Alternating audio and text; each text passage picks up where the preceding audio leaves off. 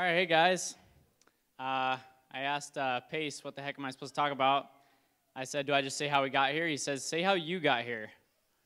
I said, why would people care about that? Well, a few years ago, I got out of college from a computer science program at Southern Virginia University. And, you know, I went and got a job as a programmer. And they said, hey, for your first few months on the job, just learn more. And I said, do you have, like, stuff for me to do? I'm not going to say where I work because, yeah, it was fine. But anyway, so they were like, just learn more about APIs. I said, okay, learn more about APIs. I've never dealt with one of those. Go learn more about Linux and stuff. I said, all right, great. So, you know, I got a basic background in how someone would get started just rolling their own app idea. We didn't get into mobile apps, but I said, sure doesn't look too hard for anybody to get started doing whatever they want to do for software if you've just had a couple years of programming. So, API is an application programming interface.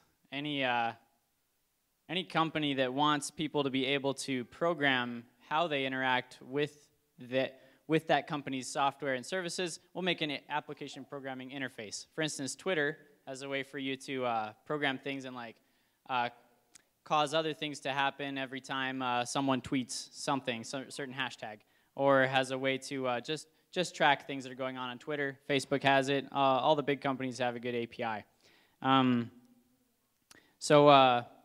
When I was there, for my first couple jobs, I was being paid really high right out of college, but found out that where we were living, the cost of living was just as high, and so it was really hard to really feel like it was making any difference that I was making a lot of money because I was spending all that money too, just on cost of living.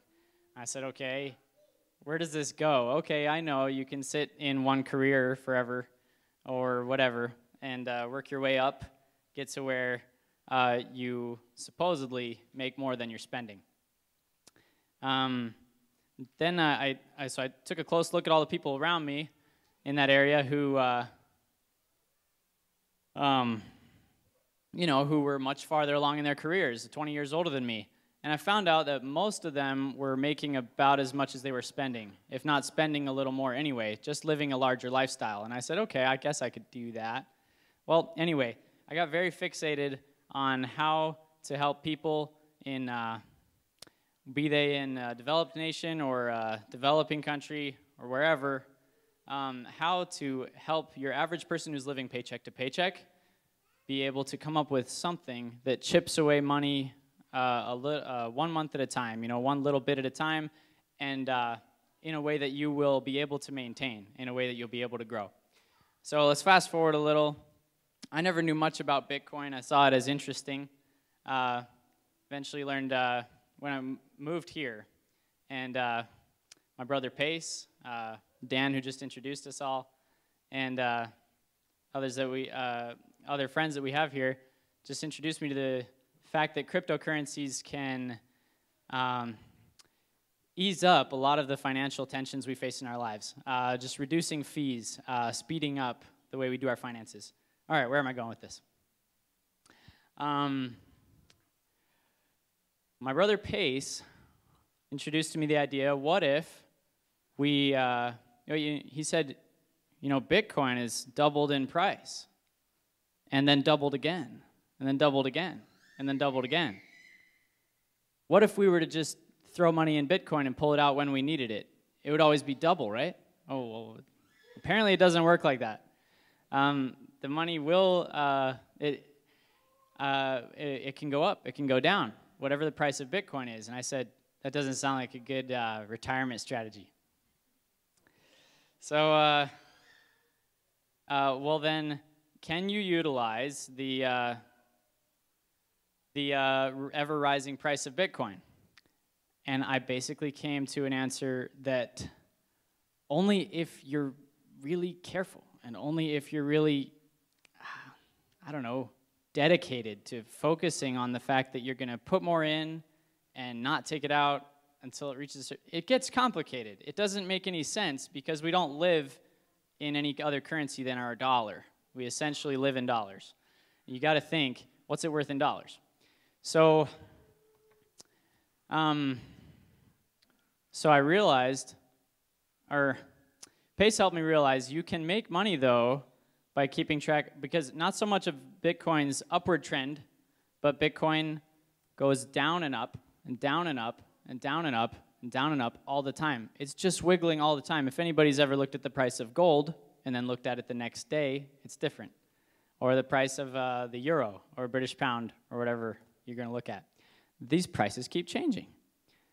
So anyway, we looked around for what company had an API that would allow us to take advantage of Bitcoin's heavy volatility. Its price goes down to where you could buy it at that price and goes up to where you could sell it at that price. And we found Uphold. And Uphold, hands down, has the easiest API to get started and program, a simple program that lets you move some of your money into Bitcoin at a certain price and out of Bitcoin at another price. So that's what I did. And I had it moving a dollar back and forth and making $1.01 again and again and again. And I said, this is pretty cool. This is way cool. I said to my wife, I said, our dollar made 27 cents today. It went back and forth 27 times as Bitcoin kept going up and down. So then I said, well, if it's going to do that forever, I should put $1,000 in. It'll be $2,000 in short order. Well, I watched my dollar for another few days, and I noticed then the price went down a ways, and it was no longer hitting what I programmed it to do. It went up a ways, and it was no longer doing what I programmed it to do. And I said, how do you do this? And so we figured out a model of. I said, what if Bitcoin's not up against the dollar at the moment? What do you get out into? Well, frankly, you would need to let that money move whenever it sees an opportune moment to get out of the currency it's in into a currency that's down. So essentially, we've made a service now utilizing Uphold's wonderful API. We at Heleum allow people to put funds in their Uphold account and then connect to the Heleum service and allow it to pay attention to those rates and split your money up in little pieces, diversify it into different cryptocurrencies and different national currencies of the world, moving into the rate that's the most opportune one at the time. We're slowly adding features, and we want to make it an app that focuses on letting part of your money work for you, letting part of your money work toward your goals for you. We want to integrate savings goals into the app. We want to have people focused on where are they headed in 10 years, 20 years. We want to have people being able to rest assured that their future is secure and not relying on any bank or any specific cryptocurrency. We want it to be able to bounce between them and just liberate anything you would like to do with your money. So with that, I think I'd like to move on and we'll let Ben give a demonstration of the app. Let's check it out.